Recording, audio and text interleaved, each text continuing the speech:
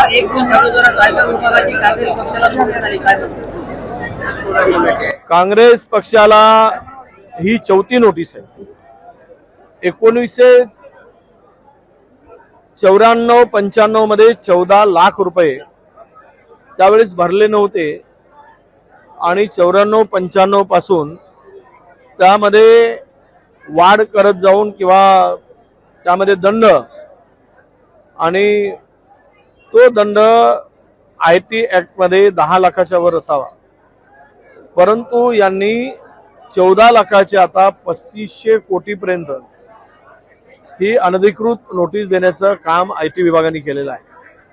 हे IT विभाग काही स्वतःहून दिलेलं नाही, याचा करता करविता हा देशाचे सत्ताधारी आहेत, या देशाचे पंतप्रधान आणि त्यांचे सहकारी आहेत। एकूणच विरोधकांना नेस्तनाबूत करायचं, विरोधकांना संपवायचं, विरोधकांना अपाहिज करायचं आणि त्यासाठी ही सर्व आमची खाती गोठवली गेली आणि इन्कम टॅक्स नोटीस देऊन काँग्रेसला निवडणुकीच्या काळामध्ये अडचणीत आणण्याचं काम या सरकारने केलं आहे।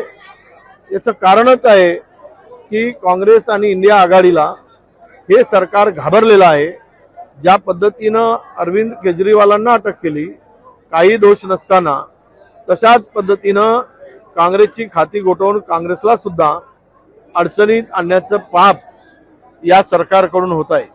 हा खऱ्या अर्थानं या देशातील लोकशाहीवर घाला आहे असं मी मानतो।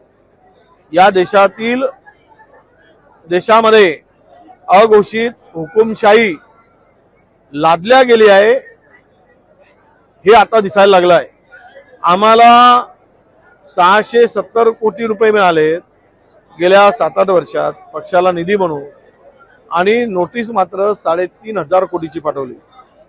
आज 7 स्टार ऑफिस भारतीय जनता पक्षाने बांधला आहे, त्यांना जवळपास 7000 कोटीचे रोखे मिळाले। प्रत्येक जिल्ह्यामध्ये पक्ष कार्यालयासाठी 2-2, 5-5 कोटी रुपये खर्च केले। हा पैसा आला कुठे? याच्यावर इन्कम टॅक्स का नाही? यांना नोटीस का नाही?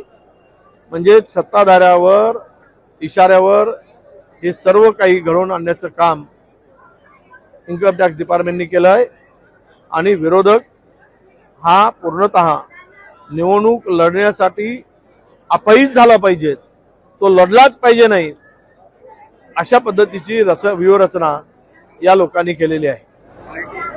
प्रकाश आंबेडकर यांनी म्हटलं की मला अकोल्यात पाठवण्यासाठी काँग्रेसने मुस्लिम उमेदवार उभा केला नाही, आम्ही मुस्लिम उमेदवार अजून दिलेला नाही, मागच्या वेळेस दिलेला होता।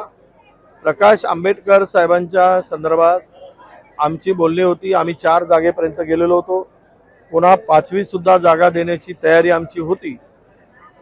त्यानंतर त्यांनी काही जागेवर या नावं घोषित केली आणि त्यामुळे संजय राऊत आणि त्यांच्यामध्ये काही विसंवाद झाला आणि अशा स्थितीतून खरं तर आंबेडकर साहेबांची वंचित आघाडी आमच्या सोबत असावी हे आमच्या सर्वांचं मत होतं, परंतु त्यांनी वेगळा मार्ग निवडला।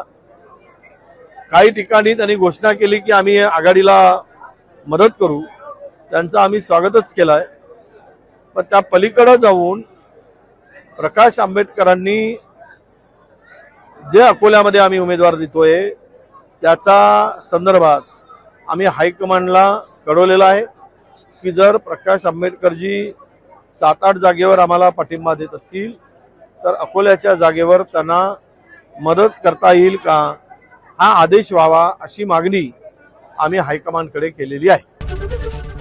ABP माझा, उघडा डोळे बघा नीट।